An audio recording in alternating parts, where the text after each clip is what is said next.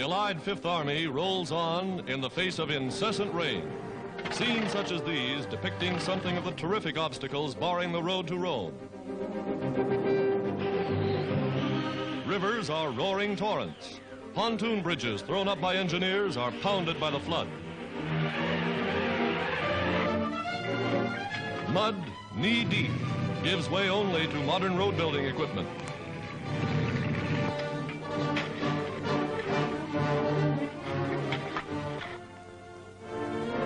A Red Cross worker braves the quagmire to carry freshly baked American donuts to troops bogged down along the roadways.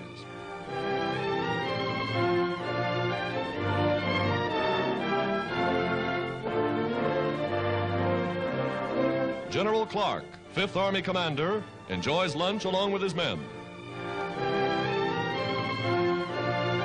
Religious services for American troops in the shadow of the Apennine Mountains. An Army chaplain conducting Mass within sound of the guns.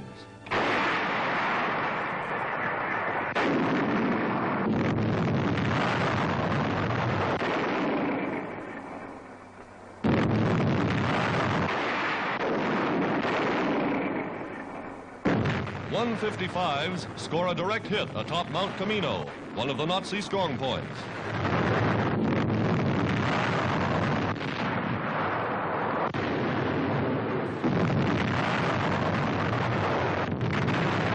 Allied firepower is terrific. Bazookas, the infantry's new rocket gun, are devastating.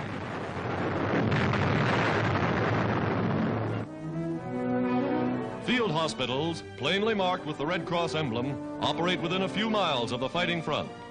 Here, blood plasma sent by civilians in America is saving lives that might otherwise be lost.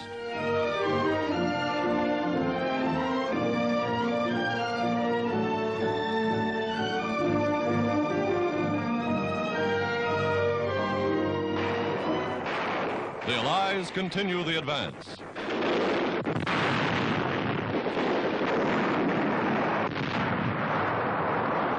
Through the ruined streets of an Italian town, Americans move in cautiously. Booby traps and landmines are favorite souvenirs left by the enemy. The road back. Nazi prisoners on their way to the rear. Following closely in the wake of the fighting, ambulance units are tireless in caring for the wounded.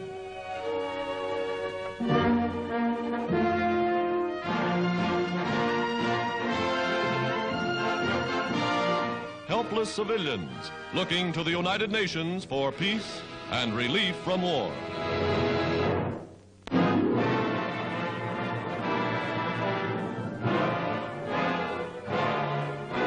Streaking 90 miles across the South Pacific from bases in New Guinea, American Liberator bombers bound for the Japanese-held island of New Britain. New Britain, between New Guinea and the Solomon Islands, was once a German colony, then an Australian mandate until captured and fortified by the Japs. The Americans' objective, the Arawi Peninsula, 356 tons of high explosive softening up enemy positions in the jungle below.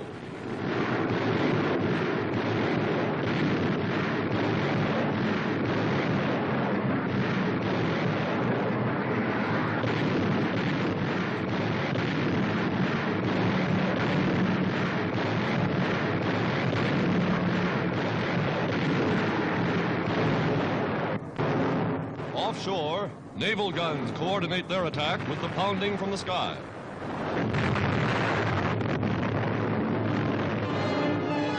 An invasion fleet moves in.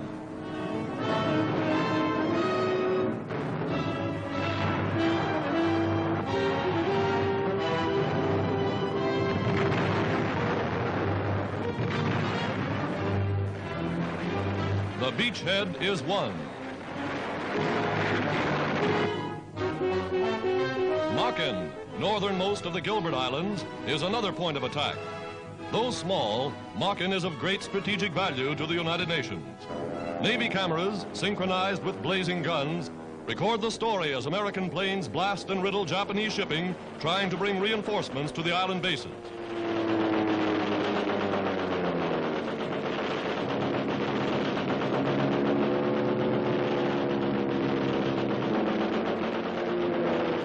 dive bombing the enemy airstrip, Yankee planes brave a hail of anti-aircraft fire.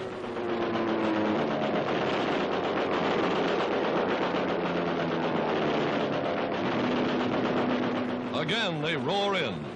Jap bombers are destroyed on the ground.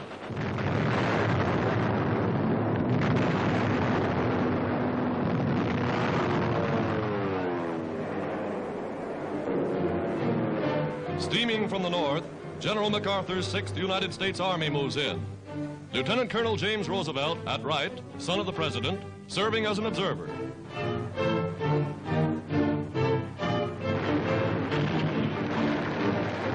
A Japanese bomber is driven off.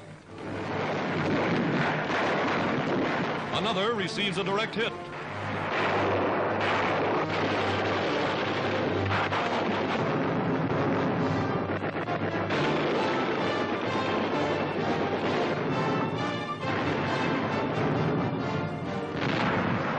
Amphibious forces storm the beach.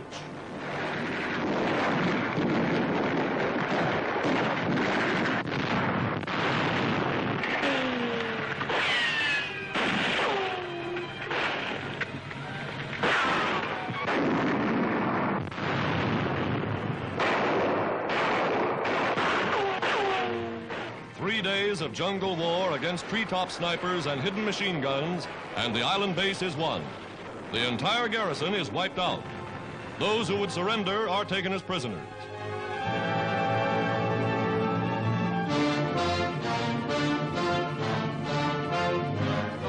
Bougainville, 200 miles across water from Rabaul, main Jap base on New Britain, is the last of the Solomon Islands in enemy hands. Now, in Bougainville's Empress Augusta Bay, heavy reinforcements pour in to strengthen the American position.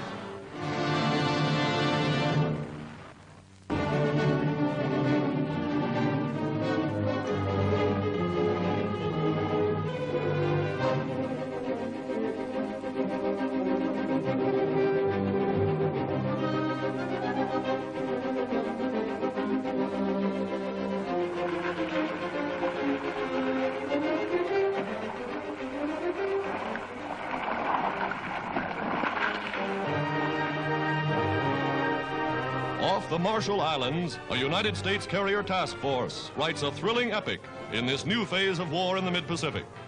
72 Jap planes shot down in this one engagement.